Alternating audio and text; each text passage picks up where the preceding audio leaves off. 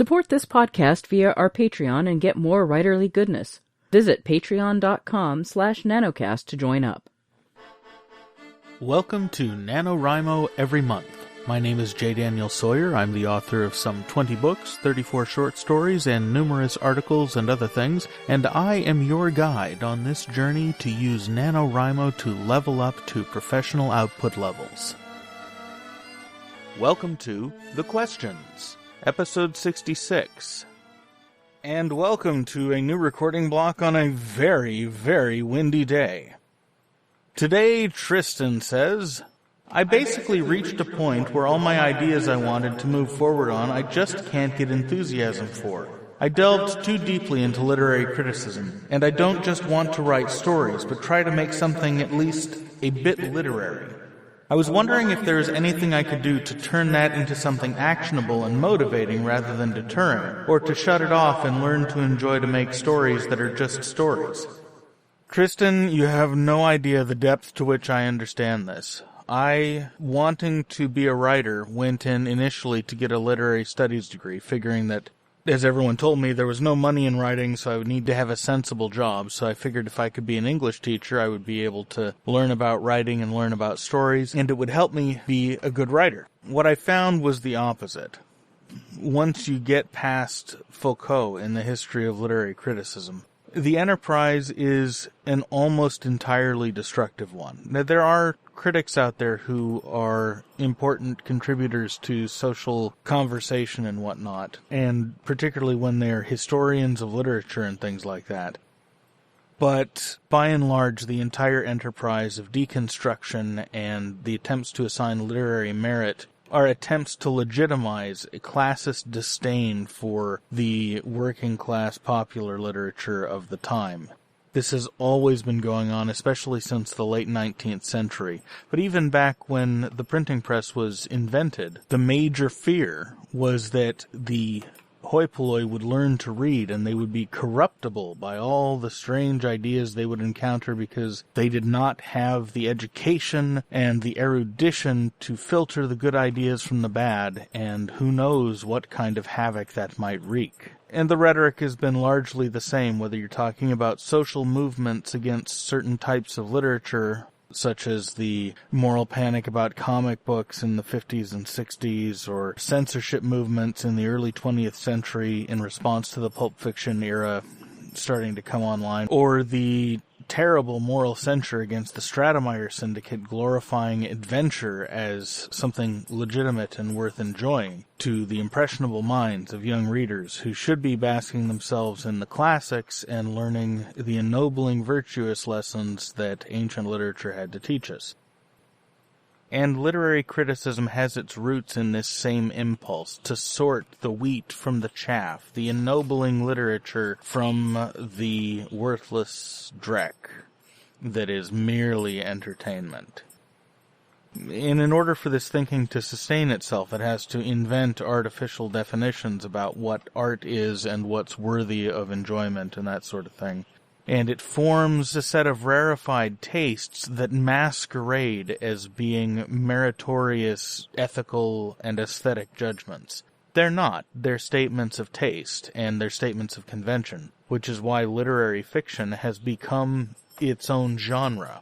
Literary fiction is fiction that is written to the set of tastes that are cultivated and admired by literature scholars.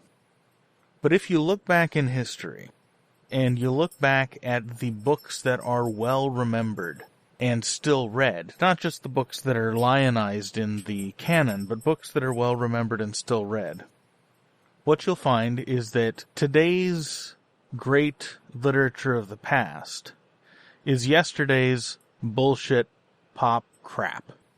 It's the stuff that's written for the masses for pennies a word, which is why that joke in Star Trek IV about Jacqueline Suzanne being the great literary giant of the 20th century is so funny, because it is the bestsellers that have the best chance of going on to become the well-remembered classics that form the tastes of future audiences and inspire writers in future generations.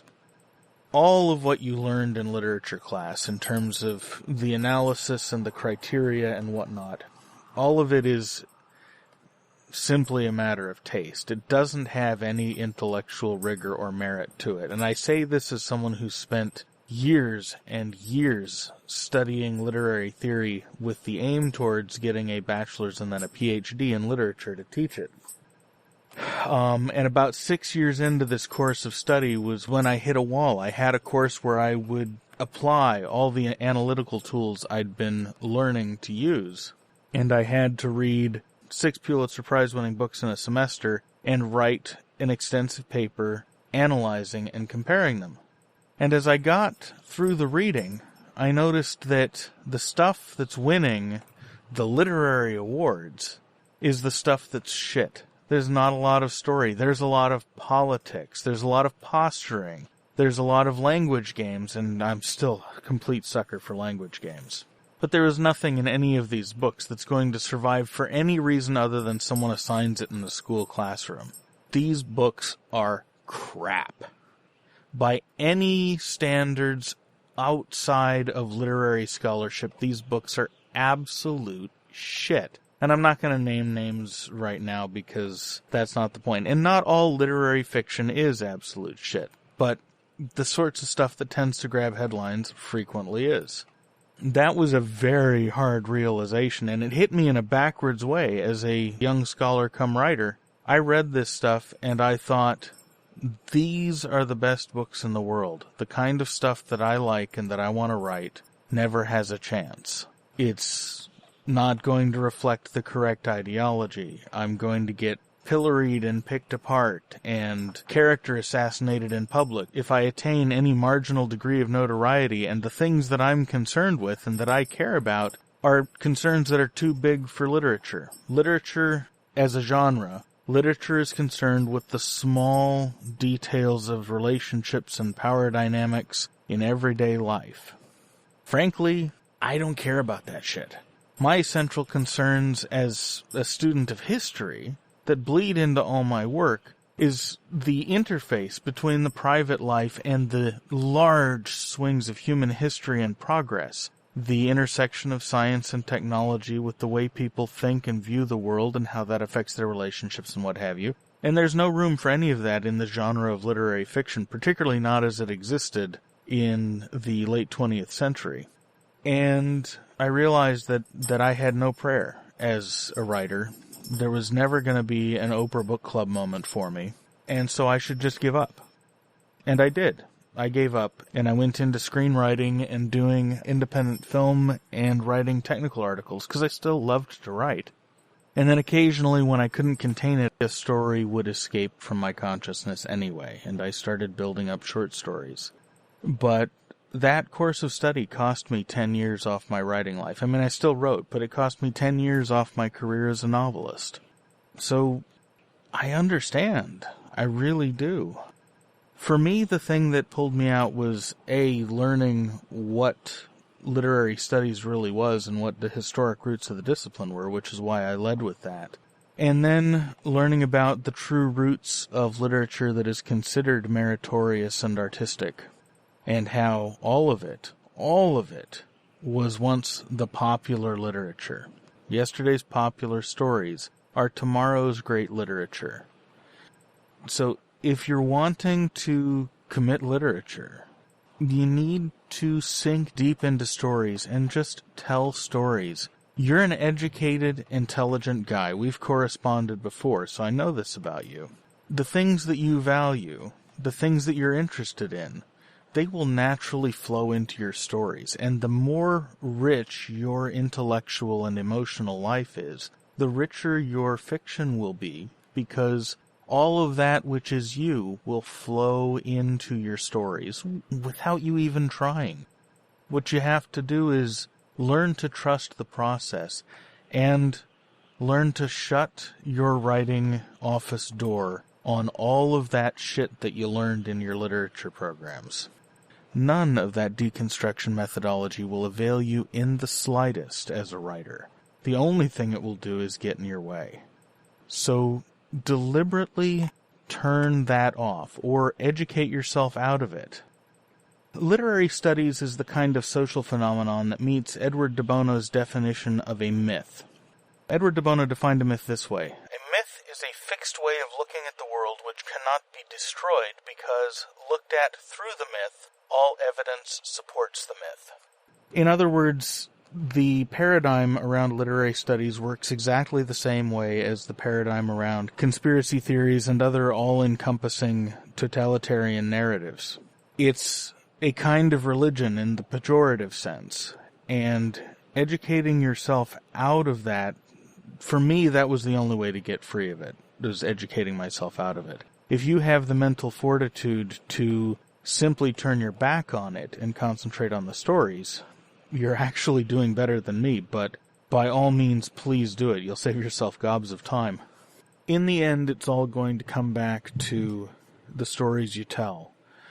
The desire to write great literature is rooted in the desire to do something meaningful and important, and to make a contribution to the civilization and the culture that you live in, whether it's to make people think, or to fill people with delight, or to challenge deeply held beliefs, or whatever it is.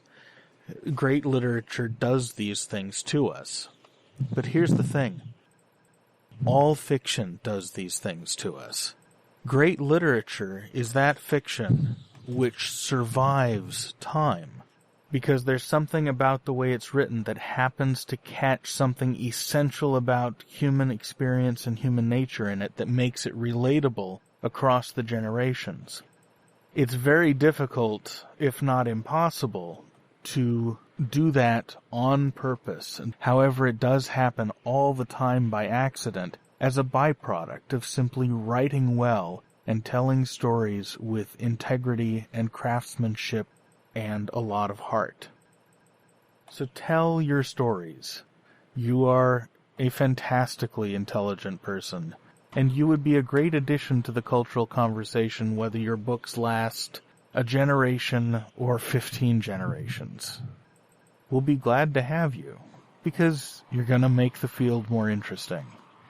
And frankly, that goes for all the rest of you listening too. I just happen to know Tristan personally a little bit due to past correspondence. I hope that helps. Thank you for listening and for the question, and I'll see you tomorrow.